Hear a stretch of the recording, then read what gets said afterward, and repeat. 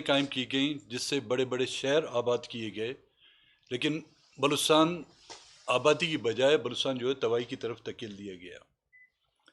Gas اپنی جگہ پر، اس کی جو رائلٹی تھی وہ بھی بلوچستان کو پوری نہیں ملتی، وہ اگر دی بھی جاتی تو خیرات کے طور پر بلوچستان کے لوگوں کو دی جاتی تھی، اور اس خیرات کا یہاں پر پہنچنا اور پھر یہاں پر اس کی تقسیم بھی ایک بڑا ہمارے لیے جو المیہ ہوتا تھا۔ اس سوئی گیس کی آڑ میں پورا ملک ترقی کر چکا ہے، لیکن ابھی تک سوئی کے علاقے میں جو ہے وہ گیس میسر نہیں۔ بلوچستان کو تو آپ چھوڑیں، ماں سوائے چند ایک ڈسٹرکٹ ہیڈ کوارٹر کے آج دن تک بلوچستان اس اپنی گیس سے جو ہے محروم ہے۔ آج بھی ڈیرہ بگٹی میں لوگ لکڑیوں سے جو ہے نا آگ جلا کے کھانا بناتے ہیں۔ آج پورے ملک میں لوڈ شیڈنگ ہے گیس کی، اس میں کوئی شک نہیں، بجلی کی بھی لوڈ شیڈنگ ہے، لیکن بلوچستان میں تو گیس میسر ہی نہیں ہے۔ باقی علاقوں میں آپ کے جو کیپٹل ہے، آپ کا دارالخلافہ ہے کوئٹہ، آپ خود اس کی گواہی دیں گے کہ کھانا بنانے کے لیے لوگوں کو جو گیس میسر نہیں۔ اس کے ساتھ کئی ایسی مثالیں ملیں گی جو ترقی کے نام پر جو ہے بلوچستان کے وسائل کو لوٹا گیا ہے۔ سندھ کی مثال آپ کے سامنے ہے، جو کئی عرصے سے اس پر کام ہوا، روزگار مہیا کرنے کے بجائے وہاں کی معدنی دولت کو لوٹ کے باہر لایا گیا۔ سی پیک کے نام پر جو ترقی دی گئی، روز اول سے ہم چیختے رہے کہ جی یہ سی پیک کے نام پہ گوادر اور بلوچستان کا نام استعمال کیا جا رہا ہے، لیکن اصل ترقی جو ہے ملک کے دوسرے حصوں میں ہوگی۔ آپ کا میڈیا بھی اس بات کی گواہی دے گا۔ جو ہمارا سٹینڈ تھا 1999 میں، جو ہمارا سٹینڈ تھا، اس وقت سی پیک نہیں تھا، اس وقت رتو ڈیرو گوادر کا روڈ کا نام دیا جا رہا تھا، ہم نے اسی وقت کہا تھا کہ جی یہ ایکسپلائٹیشن ہے، یہ ڈیولپمنٹ نہیں۔ اور اس کے بعد جب 2013 کے بعد سی پیک کا شوشہ چھوڑا گیا، گوادر کی ترقی کی قصے اندرون ملک بڑے بڑے شہروں سے لے کر بیرون ملک کے جو ہے ان کے پینفلیکس لگا دیے گئے، ملٹی نیشنل کمپنیوں کو دعوتیں دی گئیں، لیکن آج گوادر کے باسی جو ہے نا 65 بلین ڈالر کی انویسٹمنٹ کے باوجود گوادر کے لوگ پینے کے پانی سے محتاج ہیں، محروم ہیں، بجلی سے وہ محروم ہے۔ بے روزگاری، جو قدرتی روزگار ان کو دیا گیا تھا ماہی گیروں کا، ماہی گیری کے نام سے، وہ بھی ان سے چھینا گیا۔ دوسرے صوبوں سے ماہی گیروں کے جو ٹرالر آتے ہیں، وہ مقامی لوگوں کا جو استحصال کیا جا رہا ہے ان کے ذریعے سے۔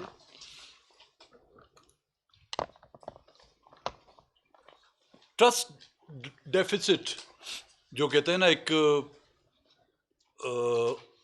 اعتماد کا فقدان، اس اعتماد کے فقدان نے بلوچستان میں احساس محرومی، ناراضگی سے بغاوت، اور بغاوت سے جو ہے نا لوگوں نے آزادی کے جھنڈے اٹھا لیے۔ ان تمام جو آج بلوچستان میں جو ملٹرائزیشن ہو رہی ہے یا جو فوجی آپریشن ہو رہا ہے، اس کے پیچھے وہ عوامل ہیں، وہ حکمرانوں کی، گزشتہ حکمرانوں کی یا موجودہ حکمرانوں کی وہ ناانصافیاں ہیں، جس کی وجہ سے بلوچستان آج 5ویں یا 6ٹھے آپ کہیں ملٹری آپریشن سے گزر رہا ہے۔ ہم سمجھتے ہیں کہ جب تک کہ کوئی بھی ایسا ایگریمنٹ، تب تک ہم اس پر یقین نہیں کریں گے جب تک کہ بلوچستان کے لوگوں کے وہ گزشتہ جو ان کی گریوینس ہیں، جو خدشات ہیں، ان کو دور کیا جائے۔ موجودہ حکومت سے جب ہم نے ایک معاہدہ کیا تھا جس کو 6 نکات کا نام دیا گیا، اس میں انہی باتوں کا خدشہ تھا اور انہی باتوں کی نشاندہی کی گئی تھی کہ مسنگ پرسنز کو واپس لایا جائے، جو میں سمجھتا ہوں ان ناانصافیوں کی وجہ سے ایک ملٹری آپریشن جو شروع ہوا، لوگ پہاڑوں میں گئے ہیں یا لوگوں نے پولیٹیکل احتجاج کیا ہے، پولیٹیکل ایجیٹیشن کیے ہیں، جس کی وجہ سے لوگوں کو اٹھایا جا رہا تھا. وہ ایک نقطہ تھا ہمارا. گوادر کے لوگوں کو یا بلوچستان کے لوگوں کو اقلیت میں تبدیل کرنے سے بچانے کے لیے قانون سازی کی جائے. ہمارے معدنی وسائل کی روک تھام کی لوٹ مار کو روک تھام کے لیے ریفائنری قائم کیجیے. اب میں ریفائنری کی جو بات کرتا ہوں، کیونکہ آج دن تک سندھ سے جو کچھ جا رہا ہے اس کا ہمیں کچھ علم نہیں، نہ ہی حکومت بلوچستان کو پتہ ہے کہ کتنا را مٹیریل یہاں سے گیا. اس کی ٹنیج تو ہے، لیکن اس سے ایکسٹریکٹ کتنا ہوا ہے، گولڈ کتنا ایکسٹریکٹ ہوا ہے، کاپر کتنا ایکسٹریکٹ ہوا ہے، سلور کتنا ایکسٹریکٹ ہوا ہے، اور اس کے علاوہ کون کون سے اور منرل جو ہیں نا وہ اس سے ہوئے ہیں، ایکسٹریکٹ ہوئے ہیں، اس کا کسی کو اندازہ نہیں. اینڈ آف دا ڈے وہ صرف ایک پرچہ تھما دیتے ہیں کہ اس پر جو ہے آپ کی رائلٹی جو ہے 2% ہے، اور ہم اس کو مال غنیمت سمجھ کر اس پر گزارا کرتے ہیں. اس سے علاوہ جس طرح میں نے کہا 1952 سے جو گیس بلوچستان سے دریافت ہوئی، پھر 1962 سے جو ہے ملک کے کونے کونے تک وہ گیس پہنچی، اس کا بھی کسی کے پاس حساب کتاب نہیں کہ کتنی گیس یہاں سے جاتی ہے. ہم جب حکومت میں تھے ہم نے حت الوسع کوشش کی اس کے لیے کہ جی ہمیں ایک اندازہ تو دیں کہ کتنی، آپ ہمیں کہتے ہیں کہ جی اتنی رائلٹی آپ کو دیتے ہیں، لیکن پتہ تو چلے کہ یہاں سے کتنی گیس جاتی ہے. نہیں، وہ سوال کرنا جو ہے نا وہ غداری کے زمرے میں آتا ہے، وہ ملک دشمنی کے زمرے میں آتا ہے. اس سے جو ہے پاکستان کا وجود خطرے میں پڑ جاتا ہے. اور اب بھی اگر اس طرح کے معاہدات جب کیے جاتے ہیں تو پہلے ہمیں ان پچھلے جو اپنے حکمرانوں کے جو گناہ ہیں ان کو تو پہلے بخشائیں. فیڈرل سروسز میں جو بلوچستان کا کوٹا ہے اس پر کتنا عمل درآمد ہوا، جو بھی ہمارے 6 پوائنٹ کا حصہ تھا. فورن سروسز میں بلوچستان کا جو حصہ ہے، آج بھی دیکھیں کسی بھی ملک میں بلوچستان سے تعلق رکھنے والے مشکل سے کوئی آپ کو ایک ایمبیسڈر یا کونسل جنرل ملے گا. وہ تو ایمبیسڈر اور کونسل جنرل اپنی جگہ پر، آپ کو بیرون ملک کونسلوٹوں میں اور ایمبیسیوں میں مشکل سے ایک بندہ ملے گا جس کا تعلق بلوچستان سے ہو. میں یہ نہیں کہوں گا بلوچ ہو، بلوچستان سے جن کا تعلق ہو. تو ان حالاتوں کو دیکھ کر ہم سمجھتے ہیں کوئی نیا معاہدہ اگر کیا جا رہا ہے، ہم تب تک کسی اس معاہدے کو سپورٹ نہیں کریں گے جب تک کہ بلوچستان کے وہ جملہ جو مسائل جو گزشتہ 70 سالوں سے جن کا ایک انبار بنایا گیا ہے ان پر عمل درآمد نہیں ہوتا. موجودہ حکومت نے جو فیکٹس اینڈ فگر جو دیے ہوئے ہیں، اب وہ معاہدات جو ہے ابھی تک انیشیل اسٹیج پر ہیں، جس میں کہا جا رہا ہے کہ جی بلوچستان کو 25% حصہ دیا جائے گا. 25% حصہ فیڈرل گورنمنٹ کا ہوگا اور 50% حصہ جو ہے وہ جو کمپنیز ہیں جنہوں نے پہلے جن کو لائسنس دیا گیا تھا یہاں پہ ایم ایل کا یا ای ایل کا لائسنس دیا گیا تھا، ان کو دیا جائے گا. سوال یہ پیدا ہوتا ہے کہ جب ہم مالک ہیں اس کے،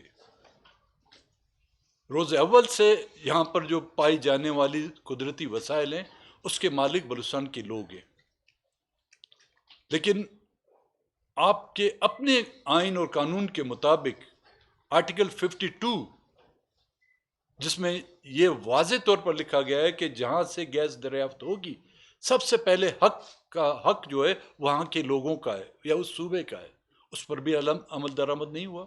یہ ایک ریٹن ایگریمنٹ ہے ان کا، ایک کانسٹیٹیوشن جو ہے نا ایک ایگریمنٹ ہے ان چھوٹے صوبوں کے ساتھ، اس پر عمل درآمد نہیں کیا جا رہا. اور اب اگر وہ لوگ چاہتے ہیں کہ 25%، جب ہم کے مکمل اس کے مالک ہیں، سب سے پہلے ہم سمجھتے ہیں کہ پہلے وہ بلوچستان کا حساب کتاب کیا جائے، ان گریوینس کو ختم کیا جائے، اور اس کے بعد پھر بیٹھ کے بات کی جا سکتی ہے کہ ہم 25% پہ راضی ہوتے ہیں یا 50% پر. ہم سمجھتے ہیں کہ بلوچستان کے لوگوں کا حق جو ہے 50% ہے. اور ظاہر اس پر چیک رکھنے کے لیے، جس طرح میں نے کہا کہ کتنا مال یہاں سے جاتا ہے، اگر اس مالک کو یہ پتہ نہ ہو کہ اس کے گھر سے کیا جا رہا ہے تو اس مالک کہلانے کے لائق بھی نہیں ہے. تو اس کے لیے ضروری ہے کہ ایک ریفائنری قائم کی جائے ان علاقوں میں، جس سے ہمیں پتہ چلے کہ کتنا اس سے کاپر، جس کو تانبا کہتے ہیں، کتنا ایکسٹریکٹ ہو رہا ہے، کتنا اس سے گولڈ ایکسٹریکٹ ہو رہا ہے، اور کتنا اس سے جو ہے سلور، اور اس کے ساتھ ساتھ جو اور مٹیریل ہیں جو وہاں سے برآمد ہو رہے ہیں، جن کو ریئر ارتھ مٹیریل کہا جاتا ہے، جن کی آج ان کی قیمت جو ہے نا آپ کی گولڈ سے بھی زیادہ ہے. آج جو جدید آپ کی جو ٹیکنالوجی ہے، چاہے وہ کمپیوٹر سے لے کر موبائل فون تک، یہاں تک جو آپ کے کیمرے ہیں، ان میں وہ مٹیریل استعمال کیا جاتا ہے آج. اور اس علاقے میں اس کی ایک بڑی مقدار جو ہے پائی جاتی ہے. جو ابھی تک آپ کا انہوں نے 2003 میں جو سروے کیا تھا، جب ان کو لائسنس ایشو ہوا تھا، پھر انیشل سروے میرے خیال میں 2011 میں انہوں نے کیا تھا اس سے تقریباً کہا جاتا ہے کہ 6 لاکھ ٹن کوئی مذاق کی بات نہیں، 6 لاکھ ٹن کاپر یہاں پر ہے. اور وہ صرف وہ ایریا ہے، کیونکہ ٹوٹل کمپلیٹ ایریا جہاں پر ڈپازٹ پائے جاتے ہیں وہ 482 اسکوائر کلومیٹر ہے. اور اس کمپنی کو جو دیا گیا ہے بیریک اینڈ گولڈ کو، یا اس کے ساتھ جو دوسری، پہلے یہ معاہدہ کیا گیا تھا بی ایچ پی کمپنی کے ساتھ. بی ایچ پی نے یہ اس کو سبلیٹ کیا آپ کی ایک دوسری کمپنی تھی اس کو، پھر اس سے جو ہے نا آپ کی یہ دو کمپنی ہیں، اوگفتا ایک کمپنی ہے اور دوسری جو بیریک اینڈ گولڈ، جو 37.55% کے شیئر ہولڈر تھے، انہوں نے لیا ہے. ابھی تک یہ واضح نہیں کیا گیا ہے کہ ان کمپنیوں کو جو یہ دیا گیا ہے اس میں صرف 482 اسکوائر کلومیٹر سے صرف 100 اسکوائر کلومیٹر ان کو ایم ایل مائننگ لیز کے لیے الاٹ کیا گیا ہے. 382 اسکوائر کلومیٹر جو ہے وہ بچا ہوا ہے. تو کیا وہ 382 اسکوائر کلومیٹر کا ایریا بھی انہی کمپنیوں کو دیا جائے گا، یا اس کے لیے اور بڈ ڈالی جائے گی؟ تو کیونکہ معاملہ ابھی تک انیشل اس میں ہے، تو ہماری یہ ڈیمانڈ ہوگی کہ اگر یہ موجودہ کمپنیاں وہاں پر ان میں یہ صلاحیت نہیں کہ وہ ریفائنری لگا سکیں، تو بہتر ہوگا کہ دوسری انٹرنیشنل فرمز ہیں ان کو آفر کیا جائے کہ وہ آ کر یہاں پر ریفائنری لگائیں. اور ریفائنری سے نہ صرف ہمیں یہ چیک اینڈ بیلنس اس پر ہوگا، بلکہ بے روزگاری کا ایک بہت سے بڑا مسئلہ جو ہے وہ بھی حل ہو سکتا ہے. بلوچستان کی بے روزگاری کا عالم آپ اچھی طرح جانتے ہیں. بارڈر ٹریڈ بند کی گئی ہے. گوادر میں جو کوسٹل بیلٹ ہے ہمارا، جہاں پر فشنگ ماہی گیروں کا جو روزگار ہوتا تھا وہ بند کی گئی ہے. فیڈرل سروسز میں آپ کو جابز نہیں دیے جا رہے. پروونشل سروسز کی آپ جو بات کرتے ہیں، یہاں پر کوئی محکمہ جو ہے اس ڈنگ پہ نہیں کہ وہاں پہ لوگوں کو روزگار ملے. اگر اچھی ریفائنریاں وہاں پر لگائی دی جاتی ہیں، اس سے چیک اینڈ بیلنس کے ساتھ ساتھ آپ کو ملازمتوں کے ایک بہت سی ایک مسئلہ کسی حد تک وہ بھی حل ہو سکتا ہے.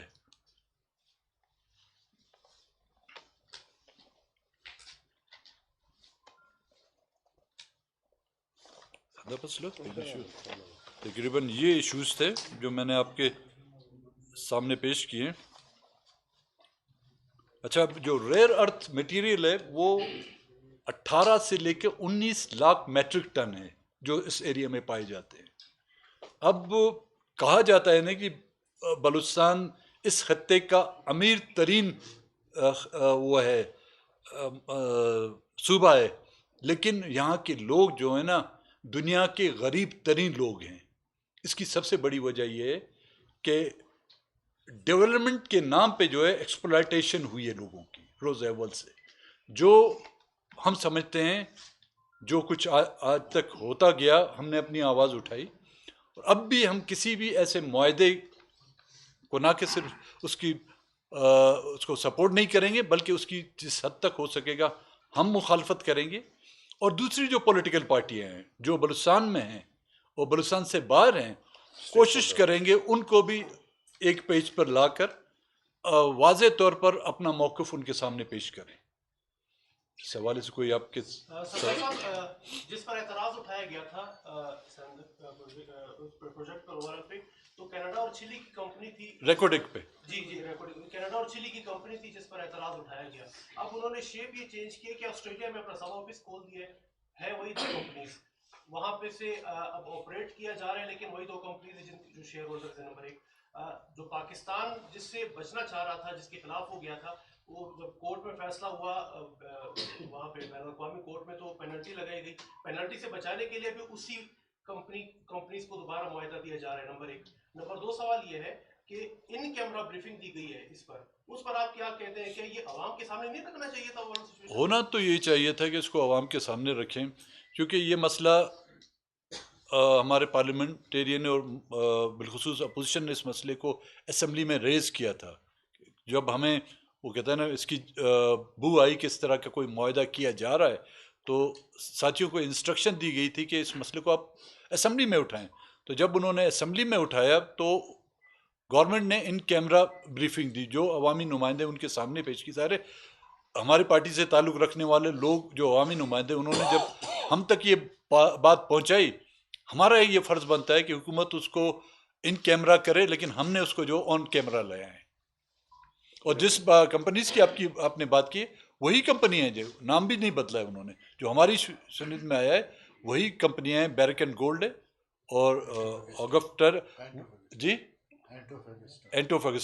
اینٹوفگسٹا شاید اس سے نکل رہی ہے لیکن بیرک اینڈ گولڈ جو ہے نا وہ اس میں 50% کی جو ڈیمانڈ کر رہی ہے. سردار صاحب جو حکومت چینج ہوئی ہے اس میں آپ کی جماعت بھی کافی ایکٹیو تھی. آپ نہیں سمجھتے کہ یہ فوری طور پہ نئے وزیر اعلیٰ کا آنا اور ایک دم سے معاہدہ ہو جانا تو اس میں شکوک و شبہات نہیں ہے اور آپ کی جماعت بھی اس میں اگر استعمال ہوئی اس پر آپ کے کیا نام؟ دیکھیں نا ہم جام صاحب کو نکالنے کے ثواب میں شامل ہیں جو عدم اعتماد کا ووٹ دیا تھا اور قدوس بزنجو کے لانے کے گناہ میں ہم شامل نہیں.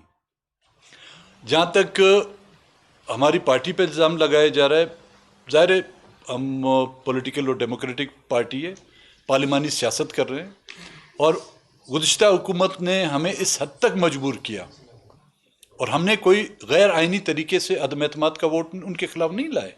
وہ آئین کا اور رولز آف اسمبلی پروسیجر وہ اس کا حصہ ہے اس کے تحت ہم نے ان کو نکالا.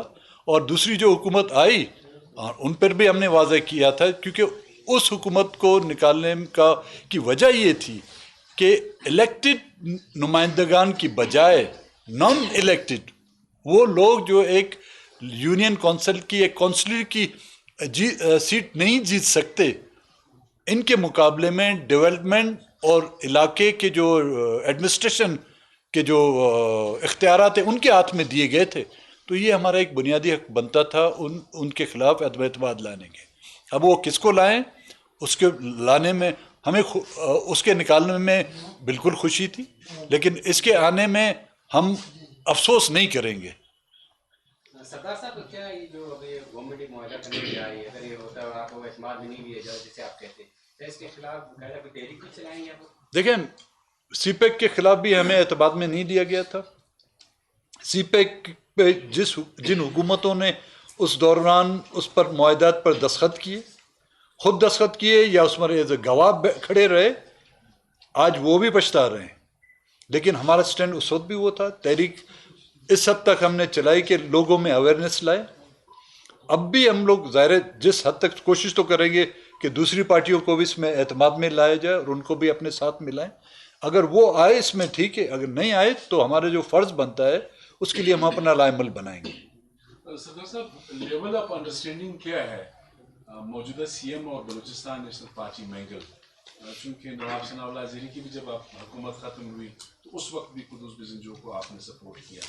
جام کمال ٹھیک ہے آپ کہہ رہے ہیں کہ اس ثواب کمانے میں آپ شامل تھے گناہ میں شامل نہیں لیکن کلیئر بات تو یہ ہے اگر آپ ثواب کما رہے ہیں تو پھر گناہ گار بھی ہے. اگر کوئی وہ یہ بتائیں قدوس بزنجو صاحب اس وقت اگر کوئی بھی ایگریمنٹ کر رہے ہیں تو وہ بی این پی مینگل کو آن بورڈ لینے جا رہے ہیں یعنی کیا گیس کر رہے ہیں؟ ابھی تک تو ان کیمرہ جو بریفنگ دی گئی اس میں تمام پولیٹیکل پارٹیاں شامل ہیں, حکومت میں جو ہیں, اپوزیشن میں بھی ہیں.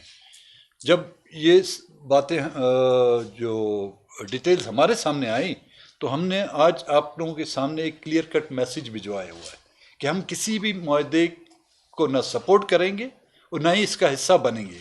اگر اس طرح کا معاہدہ کیا گیا تو جس حد تک ہو سکے گی ہم اس کی مخالفت کریں گے on the floor of the house, لوگوں کے سامنے, یہاں تک کہ قومی اسمبلی میں بھی جس حد تک ہو سکا ہم اس کے خلاف جائیں گے. سردار صاحب, اس سے پہلے جتنے بھی بلوچستان کے حوالے سے معاہدے ہوتے ہیں, ظاہر ہے اس میں بلوچستان کی نمائندگی بھی ہوتی ہوگی, تو آپ کا کیا خیال ہے کہ جو لوگ وہاں بیٹھ کے دستخط کرتے تھے وہ اس معاہدے کو نہیں پڑھتے تھے, ایسے ہی دستخط کر دیتے تھے؟ لگتا تو ایسے, اگر اس پڑھتے تو آج اس پر آنسو نہیں بہاتے. اس وقت یا پڑھنا نہیں آتا تھا یا آج جو ہے ان کو وہ سمجھ آ گئی. اب سیاسی طور پر بالغ ہو گئے, یہ میں کہوں تو بہتر ہوگا. سینیٹ الیکشن میں ہارس ٹریڈنگ پر آپ کی پارٹی کے فیمل رکن اسمبلی کے خلاف کارروائی ہوئی, اس کو پارٹی سے نکالا گیا, لیکن اسمبلی کی رکنیت ختم نہیں کی گئی, کیا ہوگا؟ دیکھیں, اسمبلی کے کچھ رولز ہوتے ہیں, اگر وہ ہمیں اجازت دیتے تو ہم ان کے خلاف جاتے, کیونکہ فلور کراسنگ کے لیے آپ کو کچھ ایسے ثبوت چاہیے جو الیکشن کمیشن میں آپ کو پیش کرنے ہیں, کیونکہ یہ سیکرٹ بیلٹ تھا. سیکرٹ بیلٹ میں آپ کے خلاف کوئی بجٹ یا فائنانس بل یا نو کانفیڈنس موشن یا کانفیڈنس موشن میں اس طرح کا وہ ہوتا تو شاید ان کے خلاف ثبوت ملے. ان کو لانے والے, ہم سب کو لانے والے ہماری پارٹی ہے, اور جو کوئی بھی پارٹی کے فیصلے کی خلاف ورزی پہلے بھی کسی نے کی ہے تو ان کے خلاف ایکشن لیا گیا ہے. انہوں نے بھی کسی نے بھی پارٹی کی ابھی بھی خلاف ورزی کی, ان کے خلاف ایکشن لیا گیا ہے. تو پارٹی کا رشتہ ان کے ساتھ ختم ہو گیا ہے. اب وہ ان پر ہے, وہ ان کا اخلاقی فرض بنتا ہے کہ وہ اس کو رکھیں یا چھوڑیں. سال 2020 کیا الیکشن کا سال کہیں نہیں ہوگا, 2020 بھائی 22 میں آ گئے بھائی صاحب, ریوس میں جا رہے ہیں. دیکھیں, ملک کے حالات, مہنگائی اس حد تک پہنچ چکی ہے کہ کوئی ایسا, پہلے تو ایک سال میں لوگ سر پیٹتے تھے نا, اب تو ہر مہینے لوگ سر پیٹتے ہیں.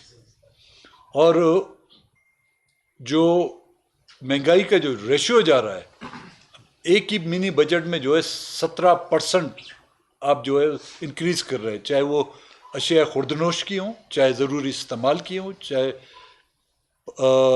دوسری ضرورت کی جو چیزیں ہوں.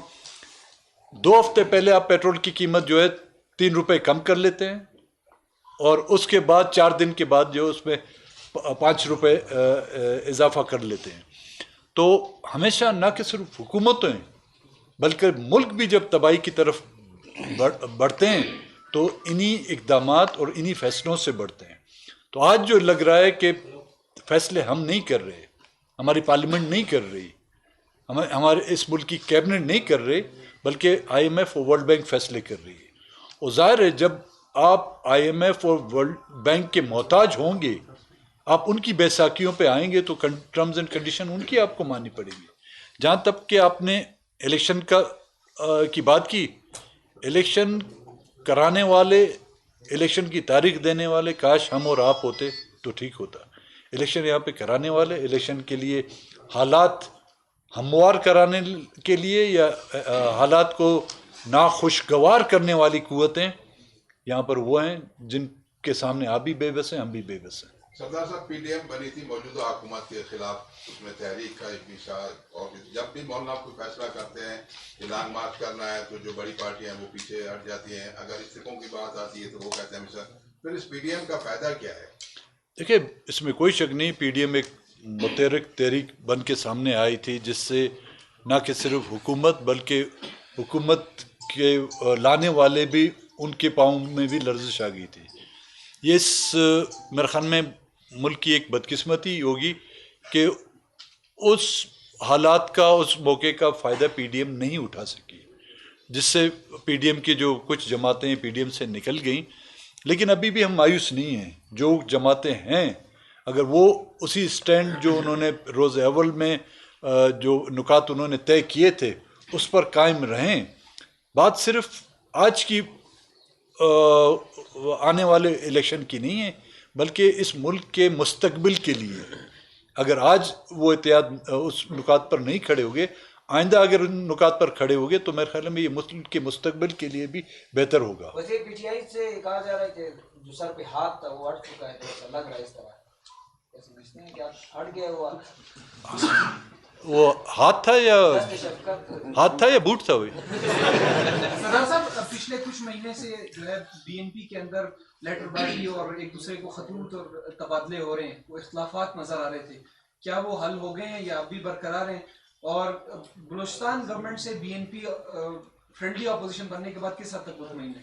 देखिए, जहाँ तक लेटरबाजी का ताल्लुक है, हमारे पार्टी के डिसिप्लिन के ख़िलाफ़ चाहे कोई भी हो, चाहे सेंट्रल कमेटी का रुकन हो, कैबिनेट का रुकन हो, पार्टी फैसले जो भी हुए हैं वो पार्टी के इदारों ने किए हैं, किसी फ़र्द वाहिद ने नहीं किए। और जो कोई पार्टी फैसलों के ख़िलाफ़ सोशल मीडिया या मीडिया में जाएगा, उसको हमने शोकाज़ नोटिस दे दिया। हम उस शोकाज़ का वेट करें, जब उनका जवाब आएगा तो फैसला भी पार्टी के इदारे करें। जहाँ तक फ्रेंडली अपोजिशन का आपने बात किया है, फैसले जो आ रहे हैं तो फिर आप देखेंगे कि हम कितने फ्रेंडली हैं। सरदार साहब, सेनेट में बलूचिस्तान की मौसर आवाज़ हमने देखी, कौमी असम्बली में आप बोलते हैं, बिल्कुल बोलते हैं। सेनेट में जब तक उस्मान काकड़ साहब थे वो बोलते थे, मीर कबीर साहब जो थे वो बलूचिस्तान के जो, लेकिन इतना हमने किसी और ये आपको नजर नहीं आ रहा? नहीं, इतने एक्टिव नहीं जितने वो एक्टिव नजर आते थे। तो क्या वजह है कि हमारे लोग वहाँ, चलो एक बाकी जो लोग हैं, क्या वजह, क्यों नहीं बोलते हैं बलूचिस्तान की आवाज़, वो क्यों नहीं उठाते हैं? देखें, हम किसी और की जिम्मेदारी नहीं ले सकते, हम अपनी पार्टी की जिम्मेदारी ले सकते हैं। हमारी पार्टी के डॉक्टर जाजिब थे, 6 साल थे, जिस अंदाज में उन्होंने बलूचिस्तान के इश्यूज़ को वहाँ पे रेज़ किए वो सबके सामने। ये और बात है कि वहाँ पर जब मेरी शक्ल आपके कैमरे को पसंद नहीं है तो इस बेचारे की शक्ल कहाँ पसंद आएगी? आपका लाइव चलता था जी, लाइव कब नहीं, वो असेंबली इजलास में वो कोई हम सोशल मीडिया में चला देते थे। भाई मेरी यहाँ पे लाइव नहीं चलती, इस्लामाबाद में कहाँ लाइव चलेगी? और कोई? थैंक यू, मेहरबानी। अब मेन जो होगा भाई, मेन